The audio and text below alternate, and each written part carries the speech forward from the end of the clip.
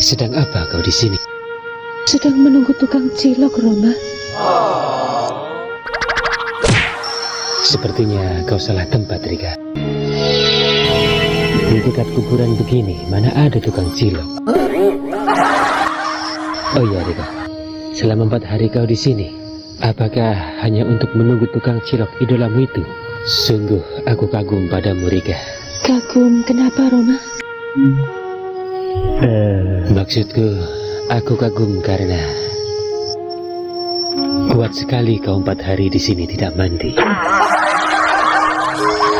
Sekalian saja 1 minggu, Rika, biar badanmu pusing sekali. Rupanya sudah hampir gelap, Rika. Apa kau masih tetap mau di sini? Atau mau kau genapin lagi 2 hari biar pas 1 minggu, Rika? Alhamdulillah, datang juga dia. Itukah tukang ciloknya, Rika? Iya itu, Roma. Kesini kan? Saya mau beli. Sorry, ora butuh duit.